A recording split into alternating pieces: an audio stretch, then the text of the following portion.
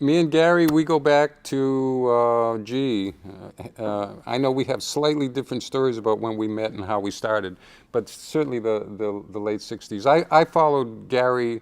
Gary was playing vibraphone in Stan Getz Quartet in in the 60s, mid 60s or so. I came into, after Gary left Stan's quartet to form his own group, I filled in for Gary and became the pianist for the Stan Getz Quartet after Gary. So that was like around our first, well, gigging mentor, which was Stan Getz. And that was also the time at which the group in which I got to know the great Roy Haynes. Roy Haynes was playing drums in that quartet, and Roy and I became great friends. Also, Steve Swallow was the bassist in that quartet. It was a wonderful beginning. But that's and then Gary had his own band, and I started doing my own things. But I remember there was a hookup that we had in Europe where there was a concert of soloists. There were various soloists. It was like a new thing for jazz concert to have solos. There was Albert Mangelsdorf, I remember, did a whole set on trombone solo. And John McLaughlin played just guitar solo. Gary played a vibe solo. I played a piano solo. So at the end of the show, the audience was really responding. They wanted an encore. Nobody knew what to do. And the vibraphone was out on the stage, and I said, come on, let's go jam, me and Gary. So we went out and jammed on a tune for an encore. And the producer of ECM Records, Manfred Eicher, was in the audience, and he liked what we did, and he invited us to do a recording together. And that's how we started.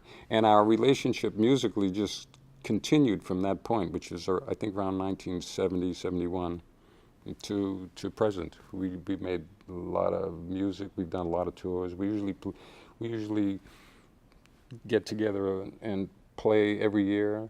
There were some new projects we did recently, one with Symphony Orchestra down in Australia, and one with a string quartet that we did years ago called Lyric Suite for Sextet. Anyway, we have a long history, and Gary is just, I'm so glad he's getting awarded because he's so deserving of it. He's an amazing artist and musician. He has talking about the spirit of improvisation and spontaneity. I mean, as soon as he picks those mallets up and starts to weave his magic, it's very unique, and it's been inspiring enough for me to want to write the music that I've written for us through the years. Gary has developed this unique four mallet technique that he uses. I guess others use a four mallet technique, but done so fluently like he does it, he almost makes the vibraphone sound like a piano sometimes.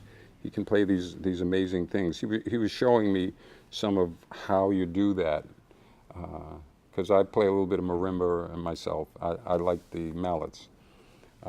But yeah, he's an innovator technically on the vibraphone, and probably one of the first that really took the vibraphone as a solo instrument too. He can play all by himself and make it sound like an orchestra.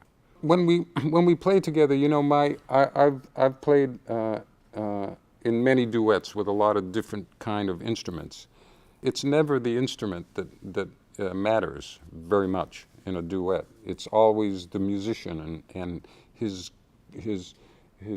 rapport that we're able to establish with one another, and the adventure that we're able to go on, and the co-creation that we're able to do, and that's the joy of it, and that's why Gary and I just continue to love to play together, because that rapport is so strong between us. Camera speed. And if you could just say your name and spell it for the transcriber. Yeah, this is Chick Corea.